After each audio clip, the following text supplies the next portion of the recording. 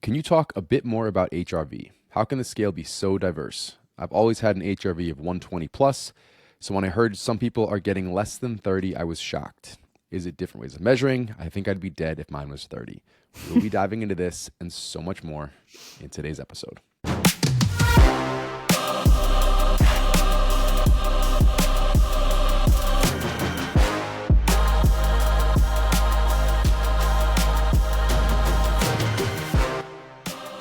Welcome back, guys. Been a crazy week. This week, we're not going to talk about it, but next week, we'll dive into the birth. Wes is here.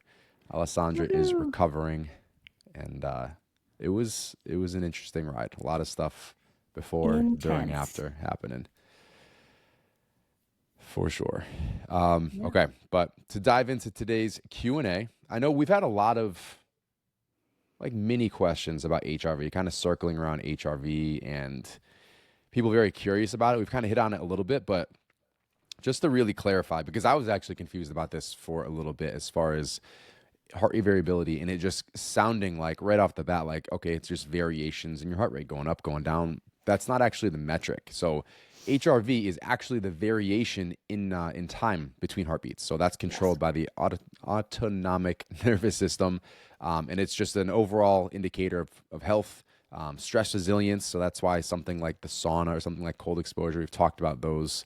I know that's my shtick, but those things actually being beneficial in this regard as far as improving stress resilience. However, it is entirely individual. So what's good for one person might not be the same for another. So that's why it's really important to get your baseline first. Genetics are going to play a role in that. Age is going to play a role in that. Fitness level is going to play a role in that, which is, again, going off the baseline. So it doesn't necessarily mean you're more or less fit than someone with a higher or lower HRV. Stress and lifestyle, again, things that are going to impact it. So we will talk about some of those. But as far as, why 50 might be good for one person and 120 is good for another, it is going to start based on your baseline of genetics, but also baseline with your fitness level. It's going to play into an account as far as like whether or not you're recovering from stress or illness and kind of just balancing those and understanding the difference between those numbers.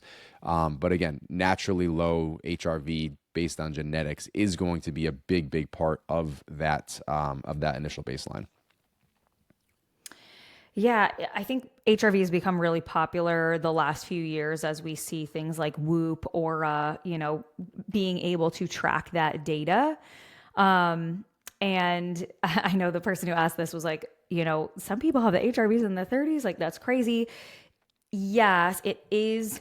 It will differ by person. So and I know we talked about this recently, but like my high might be different than Josh's high, might be different than Alessandra's high. And so if you can think about, if you have an Oura ring, let's say, you'll notice that though your heart rate and your HRVs are pretty inversely related. So when you have a higher resting heart rate, your HRV is usually lower and vice versa. So like last night, my heart rate was really high while I was sleeping for whatever reason. And that meant that my HRVs were likely going to be very low, and they were. Because if you think about what Josh said about the variability between heartbeats, there's an image that I'm thinking of in my head because Courtney did an email on this a while ago, but it's the measure of the variation in time between each of your heartbeats, and it's measured in milliseconds. And so if the time between a heartbeat is longer, that's technically a good thing and would indicate a higher HRV. And if you think about the time between beats being longer, that also means that there's less beats per minute, and that the heart doesn't need to work as hard to pump blood around the body. If you think about just exercise in general, when we get our heart rates up, blood is pumping faster. The heart is pumping faster because it needs to get nutrients, oxygen, et cetera, to the muscles, the cells, et cetera, and get rid of carbon dioxide quickly. So if we think about that, a slower heart rate means the body has to work less hard. I think that's sometimes a good, like, tangible way to think about it. Like when we are exercising, the body, the blood and heart rate has to be increased. And obviously when we're resting, we don't want the body to have to work very hard we don't want the heart to have to work very hard to pump blood around the body. And so that's kind of another way that you could think about HRV or recovery is how hard does the heart have to work to pump blood around the body? And that's where we see, kind of similarly to heart rate, that variation in time between heartbeats.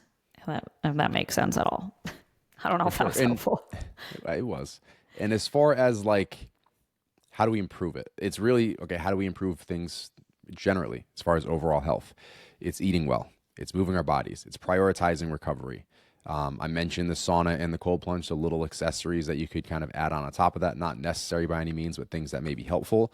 As far as things outside the box from like general health and specific to HRV, it's things we can do to stimulate that vagus nerve. So improving our parasympathetic nervous system functionality, meditation. There's actually some things you can do as far as like humming to activate it, the vagal tone, supporting HRV. So humming, chanting, singing, those are things. Gargling water intensely, which I think is just a stimulation of humming if you just can't hum for some reason, I guess. But also laughter, social connection. So those engaging conversations and strong relationships continue to help regulate the nervous system. And then as far as limitations, scaling back on alcohol, scaling back on stimulants, optimizing your circadian rhythm. I know someone had been asking about the morning sunlight, which we'll talk about here in a minute. So those are all just general health things, and then a couple specific to that vagal nerve stimulation. So that was from Jen. She's got a second question, but Kels wanted to piggyback off that. So piggybacking off Jen's question on HRV, I have an HRV of 100 plus. My Garmin watch pretty consistently says I have unbalanced HRV during sleep and to focus more on recovery. And then what we just talked about, Kels, those are some of the ways that we could improve it. So I guess I tackled that one knowing that question was coming up. Anything else you wanted to throw in there, Joel? I would just add that pay attention to your own trends in what seems to affect your HRVs. This could be hydration status. This could be your training intensity. It could be when you're going to sleep. It could be the regularity of your sleep. Like, do you have consistent wake times and bed times? You might notice if you take a hot shower before bed that you have better or worse HRVs. You might notice if you do sauna or cold plunging, you may or may not have better HRVs. You might notice if you eat too close to bedtime, you might have worse HRVs. So I would just say pay attention to your own trends. I am noticing that I'm noticing that I have differences in my HRVs depending on where I am in my cycle. So when I'm in the first half of my cycle in my follicular phase, my HRVs are better. I have better recovery scores. And then when I'm in my late luteal phase, the days leading up to my period, my HRVs plummet. And so some of that is hormonally induced, and you kind of like take that information with a grain of salt because you're like, okay, well, I'm not going to take off from the gym for the next 2 weeks. But I might, modify, my intensity or get in bed a little bit earlier during that phase to see if that helps kind of counteract the poorer recovery during those days. So I would just say pay attention to your own trends and see if you can, like if you have something like the Oura Ring, you can use the trend. There's like a trend function, I think, where you could look like by weeks, by months, by years, and see if you could pick up on those trends either and correlate them to your cycle or correlate them to stress or work or the way you're training and so on. Yeah, and one way, if you wanted to get really granular with it and you're open to it, if you do train 5-6 days a week, try 4. Even try scaling it down to 3. Like, this is something that was forced upon me to scale back training days that actually ended up being such a huge improvement. Like, not just in everything I have going on outside of the gym, but like performance and aesthetics. Going from 6 days a week down to 4, recovery is so much better. I'm able to go so much harder in the sessions I have. I can balance in more cardio. So if you really want to figure out a few things, play with different training days. Obviously, you don't want to do that throughout the month, but like pick a couple months to do 4 days a week, 3 days a week, 6 days a week, 5 days a week, and see if you can pin those trends specific to that and find your sweet spot as far as recovery there. So one more way you can take it to another level. Obviously, that's going to take a lot of time.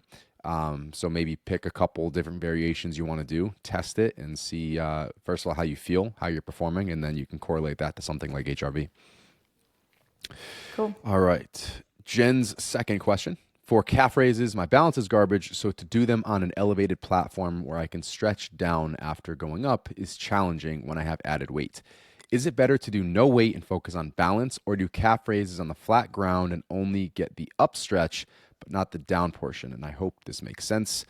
I'm going to argue neither of those are the ideal situation. I'd want to see someone go through a full range of motion, but also I don't think that balance should necessarily be an issue. I would say to just hold on to something, and then balance is not an issue. Like if you don't have a standing calf raise machine, and let's say you're doing calf raises at home, can you just stack two plates on the floor and hold on to your nearby squat rack or a nearby wall and get that same range of motion, but holding on to something? Like, your balance shouldn't be a limiting factor in the calf raise, is what I would say.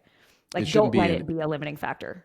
Yeah, and in any lift really, unless you're focusing your training like on improving balance and proprioception, like balance should not be a part of the equation. When it comes to strength, when it comes to improving body composition, the less stable you are, the less weight that you're able to move. And that's even true from like single leg. And I don't have any issue with like unilateral movements, but they have their time and their place. But as far as going from a unilateral dumbbell movement, and especially something like a Bulgarian split squat, to something like a barbell movement, you can move more weight.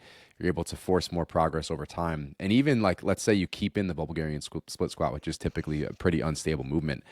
I've changed up how I do those to where I now just rest a few fingers on the barbell in front of me. I'll set it up and just hold a few fingers to remove some of that balance aspect.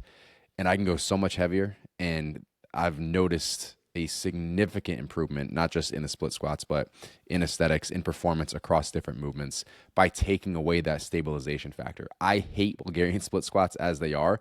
Doing them like that, I hate them a little bit less, and they're slightly more enjoyable. I am able to go a little bit heavier and like isolate the muscles specifically versus like a lot of those stabilizers, if that makes sense. Yeah. So Yeah, I wouldn't, I still come back to whether it's using something to help you balance or lessening the weight. I would rather see you go through a full range of motion than not get the stretch of the eccentric component of the rep. for sure. So that was kind of the moral of the story there. Is the reason I didn't like either option is I want you going full range of motion, and I don't want stability to be a limiting factor. So if you don't have a rack, if you do have a rack, let's start there. The way I do them, because I don't have a standing cap machine in the garage, I actually prop it up. It's like I'm going to do a back squat, but I'll slide like a bumper plate up to where my calves are going to be, and I have a slight forward lean. So the bar actually stays against the rack. That's my stabilization, and I'm sliding up and down the rack as I do it. Now, a different way you could do that if you don't have a rack, or if for whatever reason it's not working for you.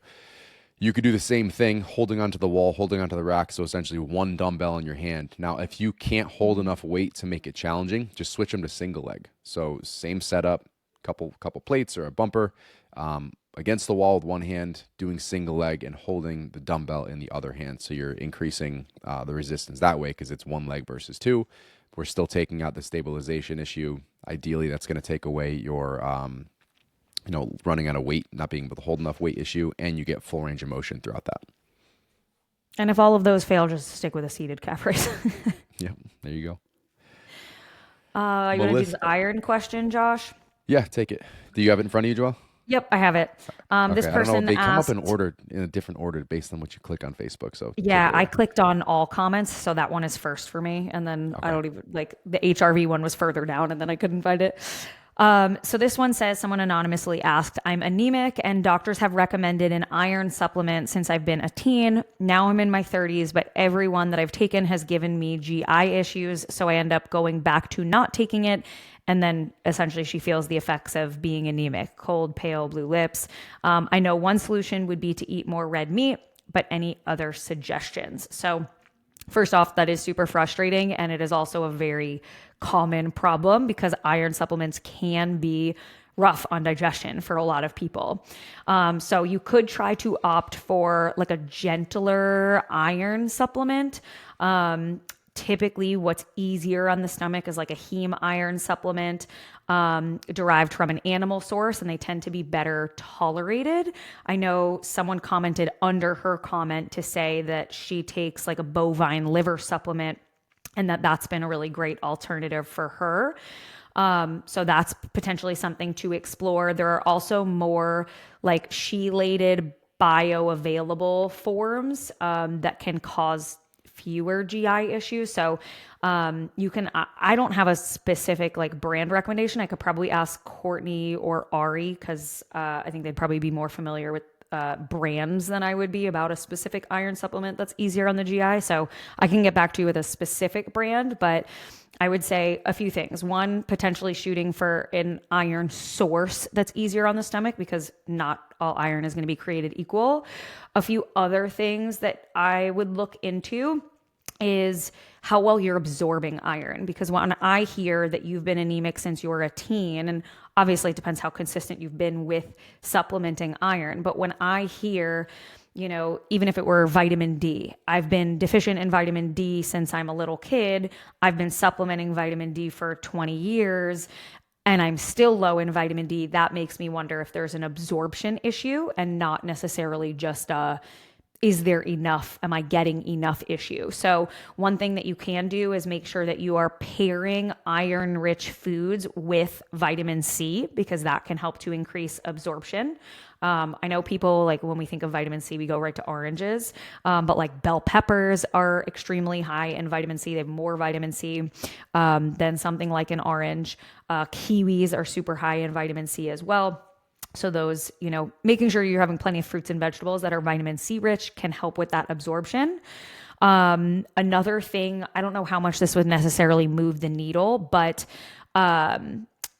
tea and coffee you typically want to avoid with calcium rich foods like dairy, which is funny because we all pretty much add milk to our coffee.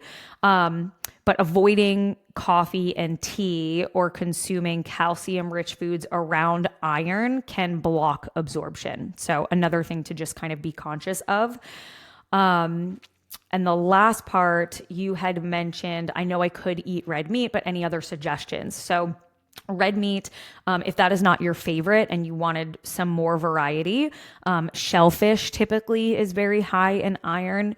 I don't know how much you're going out to eat oysters and mussels and clams, but they're really high in heme iron. Dark leafy greens also. So spinach, Swiss chard, kale, typically cooked is easier on the GI than raw. So I would opt to cook those, but those are great iron rich sources. Lentils, chickpeas, tofu, also some seeds like pumpkin seeds and hemp seeds. Those can be easy. Like you're probably not going to sit down and like eat a bag of hemp seeds, but to add to a smoothie or something or to a salad, those can be great additives. And liver, if you can stomach it. I like a beef liver supplement similar to what someone mentioned in that Facebook question. Josh, I know you've done the just straight raw liver to the dome. I would not be able to stomach that. I cook that shit. I Oh, do you not cook eat that it? raw. Okay. I cook it. I Okay. don't know if I joked about eating that raw. That was No. gonna be maybe my next thing as far as like optimizing bioavailability. Like if you want to avoid a ton of red meat, but you can do like an ounce of liver once or twice a day, it's like it's like one bite. Like if you just have that cooked, cook one liver every 2 times a week, have a big bite once a day, twice a day. Like that's gonna be awesome. If you can tolerate that on your stomach, that's gonna be a great source right there.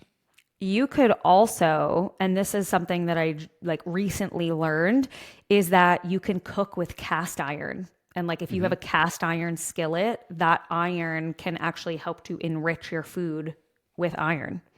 Yep. So cooking in a cast iron skillet can increase the iron content of your meals, which is kind And of it cool. tastes awesome too. Once you get that thing Yeah, seasoned I and love using it for if everything. you could, yeah, you're just a bitch to clean.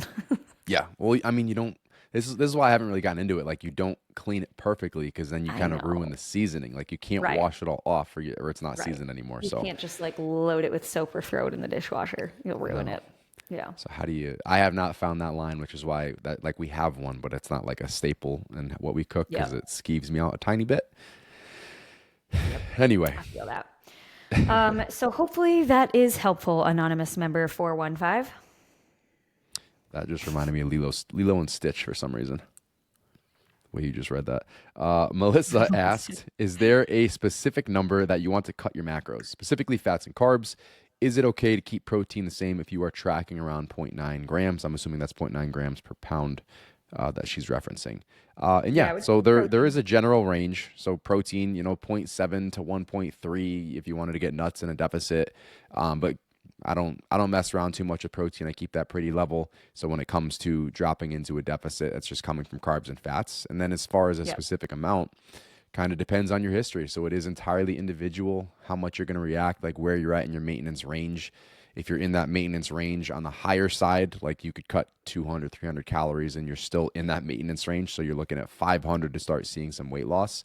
So generally speaking, like if you want to be conservative, again, we don't love giving blanketed answers, but start with like cutting 250 calories and see, where that leaves you as far as carbs and fats. It can come from either. Just make sure you're not getting too low on the fats.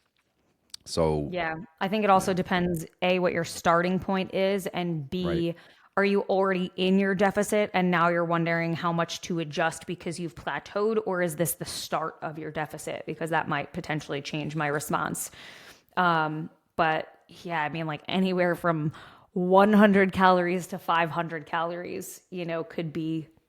I know that's vague, and if you only have 1,800 calories to work with, you obviously don't want to just right off the bat subtract 500 from that because you're already going to be in super low territory. So, definitely an it depends, but I tend to err on the side of start smaller because the goal is to lose body fat on the highest amount of calories possible. You don't want to bring yourself lower than you need to be. So, you want to get yourself to a point where you bring yourself really just below that maintenance range and then stay there as long as you can until adaptive thermogenesis hits and you got to make an adjustment again. So if you guys have been listening to the last few episodes, we've been big on this, gaintaining proposition, doing what as much as you can at maintenance, staying, as minimal in that deficit for, or not necessarily avoiding it, but riding it out with performance improvements for as long as possible and driving those fat loss and muscle improvements through training while really focusing on improving the quality of your diet, and not necessarily slashing calories. That said, to give you guys a little more concrete answer, a couple thresholds we don't like to cross. For women, Joel, tell me if you disagree, but typically the absolute minimum, and it's not going to be for a very long period of time, is around 1,200 calories. Men, that basement number is around 1,800. Again, that's typically like a last ditch. We're at the end of a deficit. We're trying to squeeze it out a little bit longer, and then we're coming right up to maintenance to kind of recover from that. So just starting Yeah. there, do you agree with those two? Yeah, that should be like I am ending here and will not take it further than here. That is not where you want to start your diet. No. But it might be the bottom of like where we'd want you to end it and then come out of it. Right. Okay. So now to give you a scenario to kind of play with numbers a little bit. Let's say you've been eating fairly high calories for a while. Speaking to a female demographic, because Melissa asked the question, let's say you're at 2,300 calories. You've been there for a while. Maintaining biofeedback is thriving, and you would like to be slightly aggressive, knowing that you've had calories up for a little bit. From that point, maybe you make that first cut to 500 initially, and then we keep it very moderate from that point. So we try to be more aggressive up front. We've got some wiggle room. There's a little bit of a shock aspect there. It's a 500 calorie gap. And then just keep crushing your workouts at those 1,800 calories and ride that out for as long as you possibly can before we start to manipulate that a bit further. So in a scenario like that, you're starting a bit higher. I wouldn't be opposed to being more aggressive on the front end, versus like, oh, I cut calories by 200 and 200 again and 200 again, and I'm still not seeing much progress. I would go Yes. aggressive from the start and then try to maintain that level for as long as possible there. Yeah, I don't mind aggressive out the gate. I don't like aggressive when it's like, okay, we're 2 months in, now we need to make an adjustment and we make an aggressive cut. And then another 2 months later, we make an aggressive cut. Aggressive out the gate can be a good thing, but again, not too aggressive. Agreed. All right. Sarah asked, I know getting out in the natural light first thing in the morning is beneficial. Can you still soak up the same benefits later in the day? My schedule doesn't allow for me getting out in the morning, but days I get out of work around 3, 4-ish and can walk shortly after.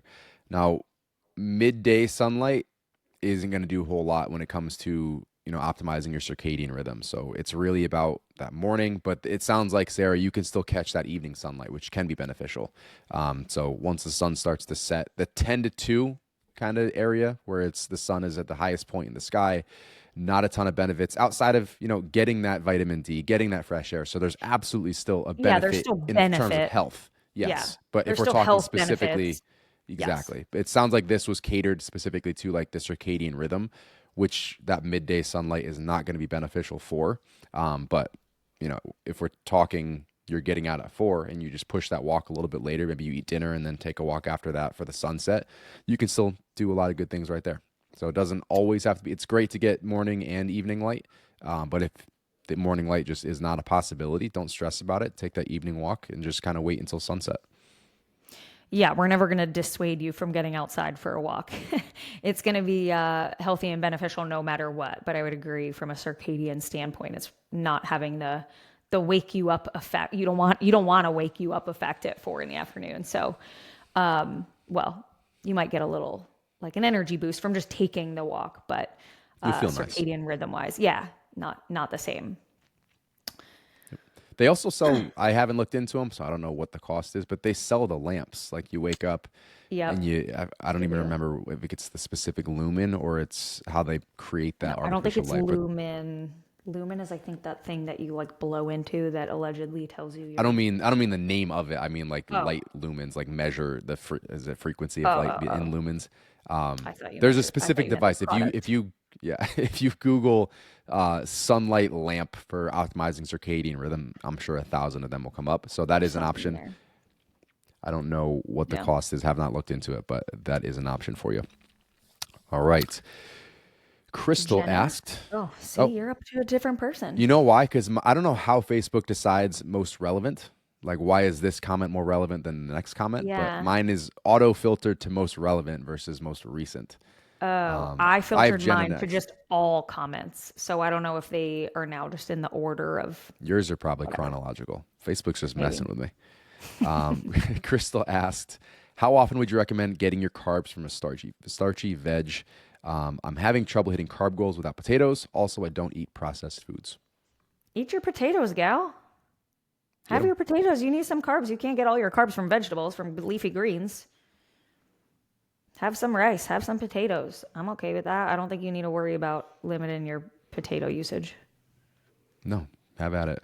That's also something too. Like you can make a plate of whatever and throw all the other veggies on there. And we got a plant diversity one coming up next with Jenna. Yeah, I saw that. But you can mix, like, let's say you've got some bell peppers thrown on there, and it's not going to be a huge source of carbs. Like, build the plate however you want, but don't be afraid to like stockpile your carb source as rice, as potatoes, as oats. Like, use those as your big ones. Get them in Yeah. from that, and then play with diversity in other ways.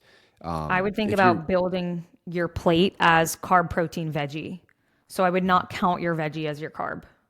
Look, well, meaning your potato should not count as your vegetable. Your potato would be your carb.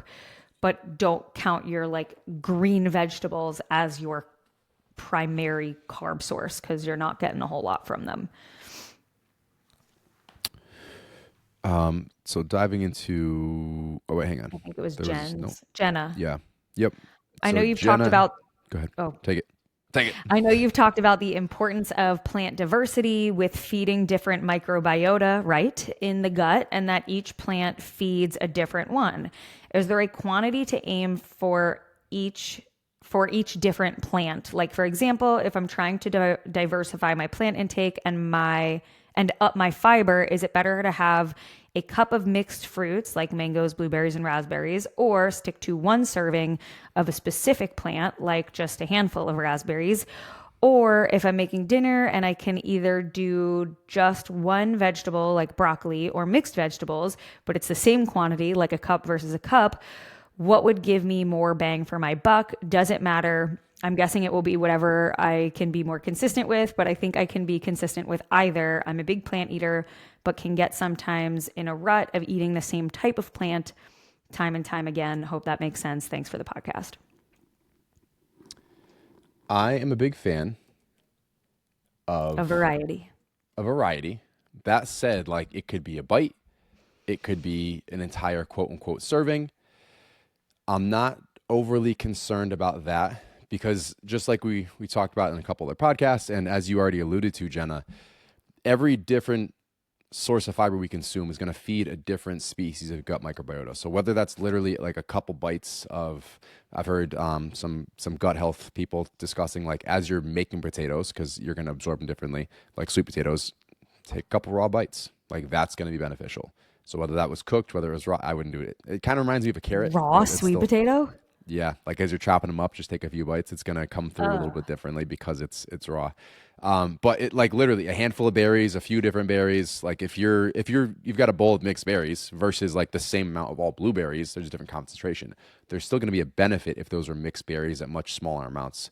Think of how small a bacteria is, your gut microbiota. So like a little bit is still gonna go a long way. So I'm a fan of both. Like there are certain things that I know I feel really good when I'm eating and they're a staple of my diet and they're a big portion of what I continue to consume and that's good. For those things that maybe I just like a little bit less, I'm not a huge green bean fan, but I'll eat them on the occasion. I just like to mix it up. Versus like I'm just gonna have a little bit of something. All of those have their role. So I wouldn't overthink it. If there's something you love, have more of it. If there's something you just want to get in because it's different, have a little bit. Yeah. I would agree. I don't think either option is a bad option. And I know she said like I'm sure it's probably whatever I could be consistent with because that's often something that we say. But I think it's really like whichever you prefer. And it might be helpful for you to think about the variety of nutrients you're getting across a week span instead of across a 1 day span. Maybe you're feeling kind of like zoomed in on 1 day and how many nutrients you get in a specific day. And maybe it would be helpful to think about your variety of fruits and veggies and color sources throughout the week instead of you feeling like you have to get it in all that same variety in 1 day. Typically, we'll try to rotate things in and out. So like if we buy fresh broccoli 1 week, we might buy fresh asparagus the next week or fresh Brussels sprouts the next week, just so we kind of like have all different variety work into rotation. But I think the main goal is that you're getting variety overall as a whole, and that you don't need to be so concerned about getting a ton of variety in the same meal or in the same day. I like to say shoot for different colors. Typically we tell our clients shoot for 3 to 5 colors per day minimum. So something green, something blue, something red, and that could be your 3 colors right there. But I would say overall, like either way, it sounds like you're eating plenty of fruits and vegetables. I would not stress either way about which one is terribly more efficient because I doubt that one necessarily is significantly more efficient than the other. As long as you're getting a wide variety of fruits, vegetables, color, fiber sources, etc., across your diet as a whole, I don't think that you need to be super zoomed in on how much you're having per meal. Agreed. Emily is currently on week 12 of the postpartum program, and then we'll transition to a strength program. Can you talk about the differences between Build and Muscle Mommy so I can decide which program to begin with? I want my training to be functional and feel athletic in everyday life while rebuilding strength. So take it away, Joelle. Okay, so I can definitely speak to Muscle Mommy. I'm pretty sure Build is Build 3 days a week or 4? Build's 4. Build is 4. Okay, so they're both 4-day-a-week programs. Muscle Mommy is an upper-lower split. Do you know the split for Build? I can tell you right now. That is Alessandra's program. I know. We don't have Alessandra here, and she's the Build queen. So I'll speak to Muscle Mommy while Josh is double-checking that. Muscle Mommy is full gym access. So cables, machines, dumbbells, barbells, etc. So if Build is like just dumbbells or home gym, and you work out at a full gym or you work out from home, that might change your decision depending on what the equipment access is like. Not that you couldn't do one or the other depending on equipment, but it would mean that you may have to make more or less substitutions depending on what equipment you have access to. So Muscle Mommy is like a standard hypertrophy program. And with a hypertrophy program, you're definitely going to build strength as well. But it's essentially a more bodybuilding style, straight sets, supersets, getting close to failure with your rep ranges, RPEs of 8s and 9s, and you're typically looking at 45 to 60-minute workouts overall, and again, 4 days a week, upper lower split, and goal with those workouts is strength and hypertrophy. Okay, so build 4 days per week with an optional fifth day. It is an upper lower split, 45 to 60-minute sessions, alternate exercise options, minimum equipment needed is dumbbells, a bench, and resistance bands. So I think probably the fairly biggest similar. difference is equipment. Yep, fairly similar equipment difference. Optional fifth day. So really, it is preference is going to be your biggest. Take a look at both and see Yeah. which block you like when a new month starts or whatever's in there. I mean, there's always every 2 months in there. You could look, the beauty of the app is that you get access to all the programs regardless of which one you want to actually do. So if you come out of postpartum, which I think she said she's doing a postpartum. Yeah, she's on week 12. Yep. So when you come out of postpartum, like pop into Muscle Mommy, see what that block looks like, look at the overview, look at the weeks, pop into Build, see what that looks like, and see if you just have a preference based on the equipment that's being used, and the exercises that are available. You might do Build 1 month and then the next month try Muscle Mommy, or vice versa, and that would be fine too. You would still absolutely see progress even if you were switching between them, not from week to week, because you want to stay with the program for the whole 4 weeks, but after each block, you could swap back and forth. And again, because they're both 4-day upper lower splits, you're going to see very similar progress in that sense. The biggest difference, like we said, is probably just equipment if you're at a home gym versus a full gym, and what kind of exercise equipment variety you want. Exactly. And that was going to be my biggest point is you guys have access to everything in the app. You're not locked out. There's no paywall. So, for those of you even outside these programs who want to try something new, just want to look at it, like don't be afraid to click it. There's no charge coming through. Anything that's in the app is yours to play with. So, right. Exactly. Her next question was in regards to cardio recommendations. What are the benefits of doing cardio on the same day as your strength program versus on off days? Also, is there a law of diminishing returns when it comes to cardio? Is it just about balancing training volume with other recovery metrics? Previously, I've been doing 2 45-minute moderate to high intensity cycle classes on my off days, but I'm thinking about transitioning to a 20 to 30-minute Peloton ride after 3 to 4 of my strength training sessions. The biggest difference in regards to changing not only the intensity level, but also like when you're doing them on their off days versus on training days is going to be recovery. So doing a lot more on that day might require a little more time off between sessions. So maybe let's say you're doing a 3-on 1-off type of split. You might need that day off after that second day of doing 2 resistance workouts with that 20 to 30-minute ride after those sessions. If you want to get super granular, as they're talking about different mechanistic pathways in regards to like mTOR versus AMPK being activated with that cardio session and kind of blunting the mTOR response of the resistance session. So not ideal in regards to building strength and muscle. Is it going to be a deal breaker? No. So the biggest benefit is going to be that it fits in your schedule a little better, that you enjoy it, that you can commit to those things more consistently. It's not like you're not going to get stronger. You're not going to improve body composition if you do stack them. We've all stacked them. It's just a matter of, okay, if in the ideal world, is it better to prioritize and optimize my schedule, or am I trying to prioritize and optimize my performance and my recovery?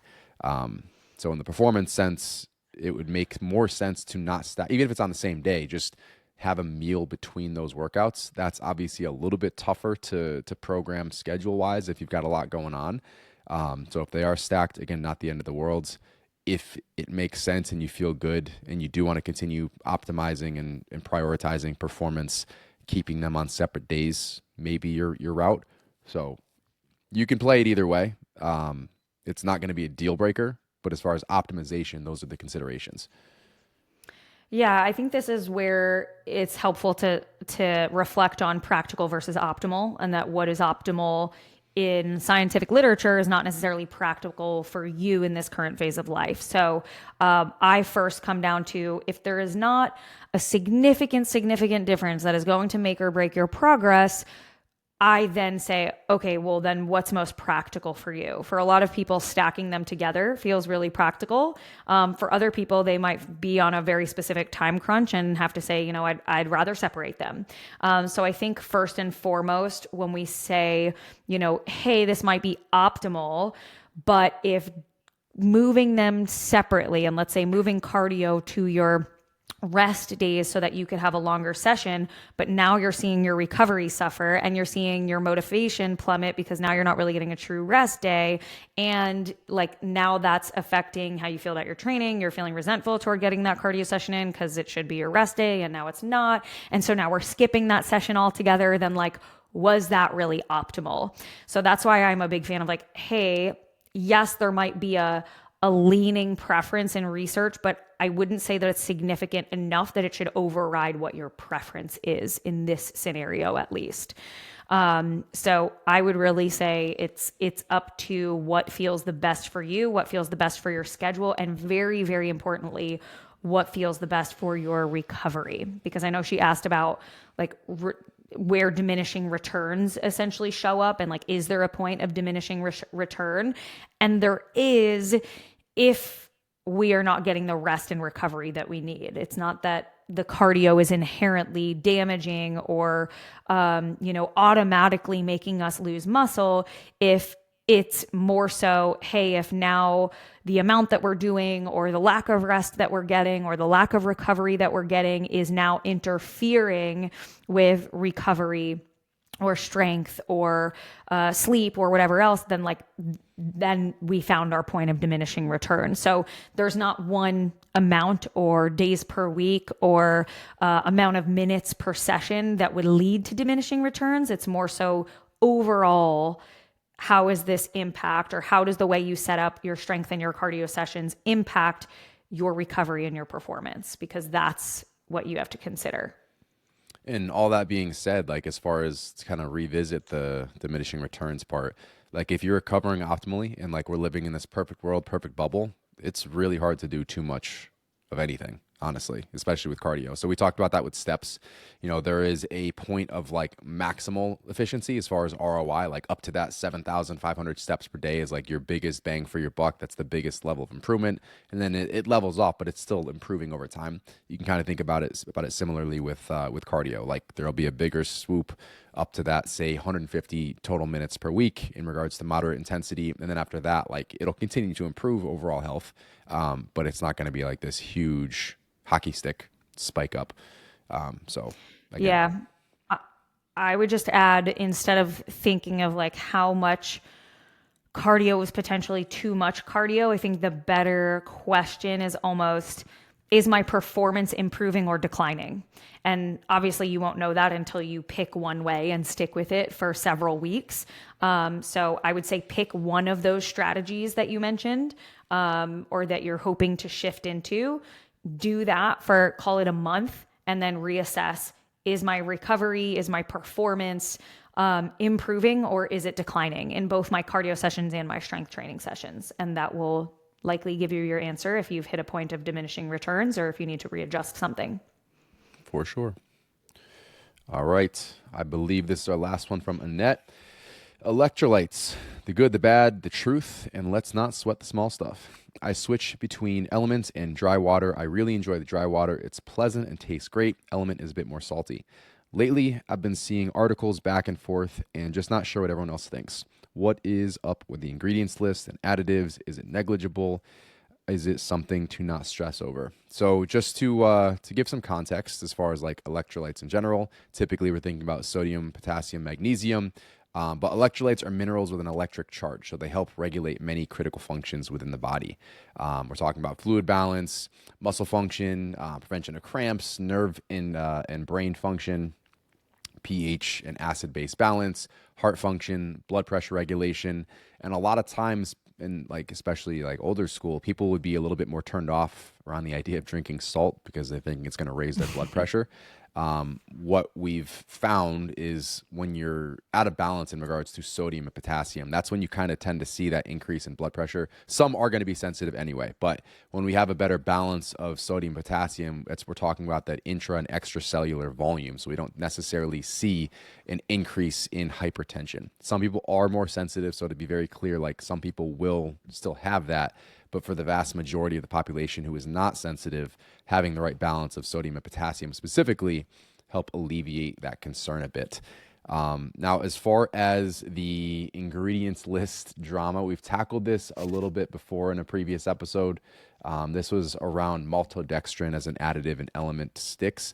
Ironically, they're not in these. Like this doesn't have maltodextrin in it. I don't know why. Maybe Oh, interesting. because it's carbonated. Like they use it as a thickening You might agent. not need it. Yeah. So like I Yeah. believe that's Well, and probably to it's a ready prevent, to drink. Yeah. right. Like you're drinking a ready to drink drink as opposed to a powder that is going to get mixed into something else. Yeah. So in regards to the maltodextrin, I think it's about 100 times more that's in it than they advertised. Potential implications in regards to spiking blood sugar has kind of been the main theme. But you've tackled this one before, Joel. You want to circle back? Yeah, so it's interesting when the maltodextrin thing came out. If you don't know what this is, essentially somehow came out somewhere that there was much more maltodextrin in element than they thought there was, or that was being reported, or whatever.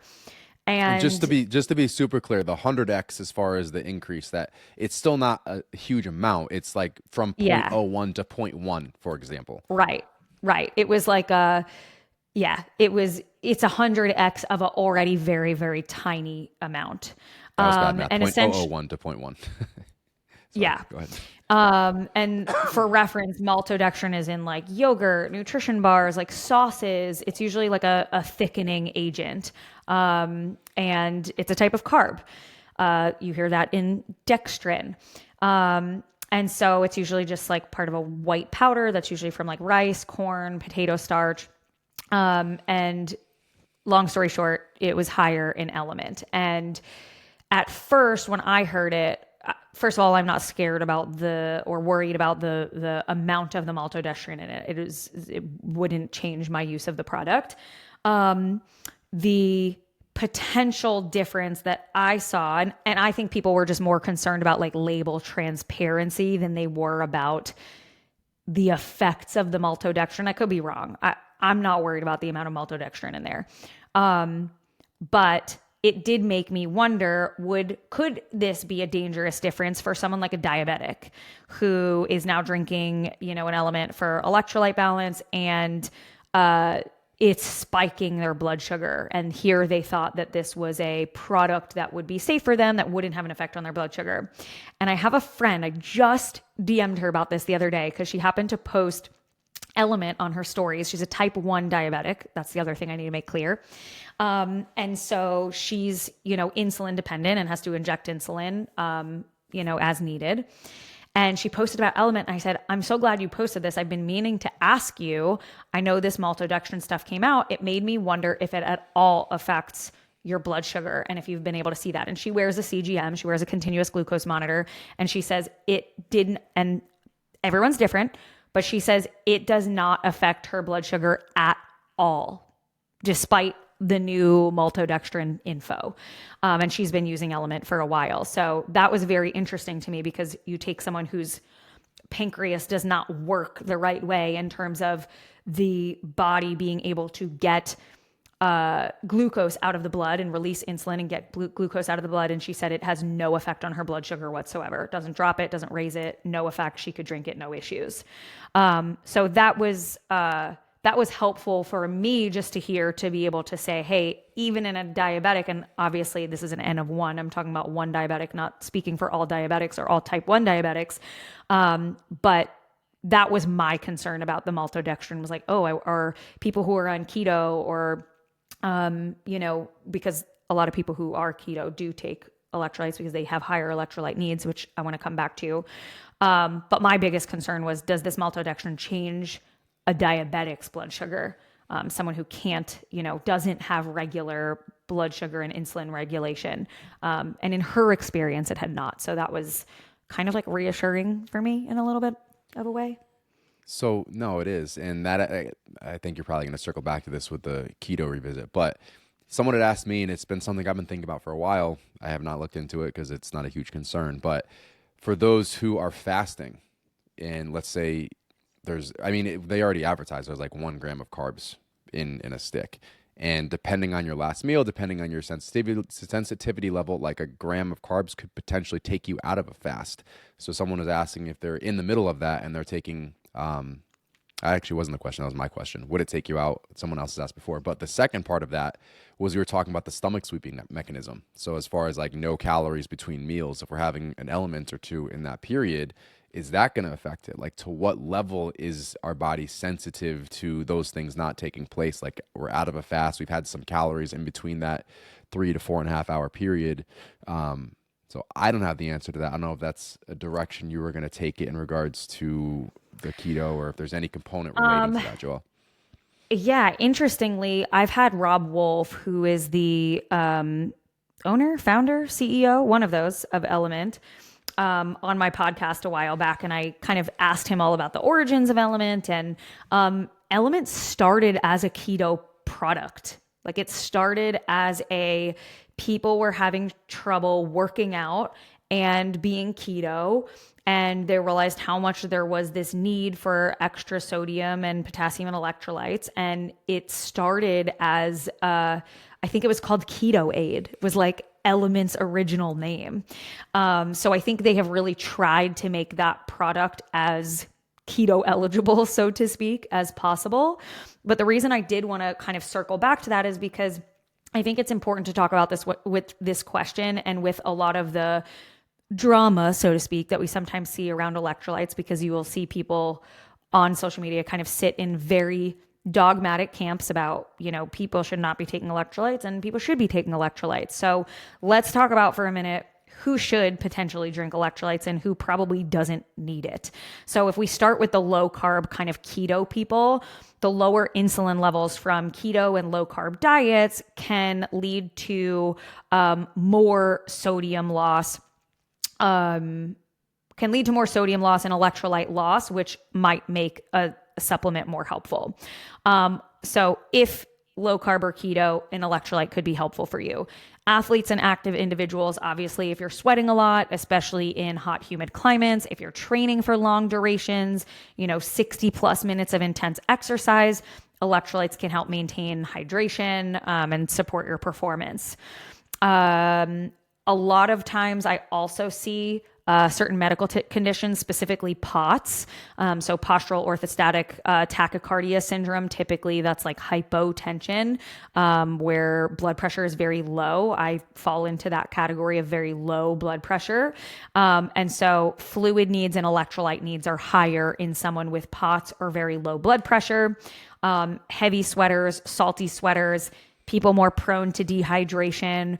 And then if we think about kind of related to dehydration, illness or fluid loss. So vomiting, diarrhea, excessive sweating, fevers, anything that can support hydration in that sense, electrolytes could be helpful. So mainly if you're seeing people talk about electrolytes, I would imagine that they're in the fitness realm or they're very active or they're gym goers.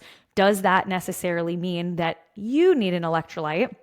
Again, this is where it comes back to that conversation kind of consumers needing to do their due diligence. Like, just because I post something or Josh or Alessandra posts something or we like Element doesn't necessarily mean that you need it.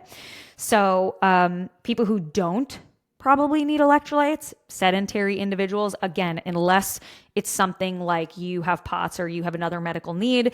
If you're not sweating that much, you're not all that active, and you're drinking enough water, your daily diet probably provides enough sodium, potassium, and magnesium, assuming you're also like eating a decent amount of nutrient density. If you already consume a very high sodium diet or a very high in processed foods diet, that's typically where we see a lot of added sodium. And I think that's kind of where originally some of the concern came from around salt, where the average American does eat a very highly processed food diet. And so do they need the extra sodium versus someone who eats a very nutrient dense, non-processed diet who's really not getting much sodium from outside sources unless they're quite literally salting their food. So I think that's also why we've seen electrolytes get very popularized in like the health and fitness space, because you have active people who are eating a low processed diet, eating a lot of nutrient density, and probably some of them are not getting enough sodium unless they're physically salting their food. So I think that's where some of that came from. Yeah. The only one I'd throw in this, this is such a small demo because if you're drinking a ton of water, you're probably very active. But for whatever reason, if you're like the gallon per day drinker, you could potentially be diluting your electrolyte balance. So that could be something where you supplement it a little bit. But again, if you're drinking that much, there's a very high likelihood you're already in one of those other demographics. That's just the one caveat I would toss into the bucket. Yeah, I would say overall they're useful for certain populations, but they're unnecessary for a lot of other people. So if you are struggling with blood pressure or you're sweaty, you're super active, you feel kind of sluggish, and you want to see if it helps, have at it. If you don't like it or it's too salty for you or you get diarrhea from it, don't force it. I'm someone too, like I have a hard time. I'm a coffee addict. Like I love myself a coffee. It's like one of those some is good, more has to be better type of situations for me. So understanding that about myself, having electrolytes, like I get a little pick me up, especially early in the day from electrolytes. But just having something flavorful and fun to drink, like takes my mind off of that next cup of coffee. So I like to cap it at 1 cup of coffee, and then I'll space it out a little bit, have an electrolyte, whether it's the can or whether it's the packet. Just kind of keeps my mind entertained while I'm doing some work instead of that comfort cup. So that's my general. Granted, I work out and I'm in the sauna, so like I need it anyway. But it's my fun drink. I'll also split a packet sometimes. Like I'll drink a full packet first thing in the morning in my like big water jug, and then anytime I fill my water up after that, I do like a third of a packet or like a quarter of a packet just for flavor, because I find just having the flavor is more enticing for me to drink than plain water. Mm-hmm. I get a little sad when I'm done with my coffee, so it's, makes my day. You gotta have a better. decaf coffee. Yeah, it's not the same. It's not the same. Huh? I'm not gonna trick myself. Anywho, that tackled everybody. Everyone. We will hit the birth story and all of that next week for you guys. It might come out the following week depending on scheduling of recording episodes, but we will be talking about it at some point next week. So we'll have Alessandra back on and dive all into that. But that is going to wrap this one up. Where can they find you? At Joelle Samantha. I'm at Josh Scudder, and everything else is linked in the show notes.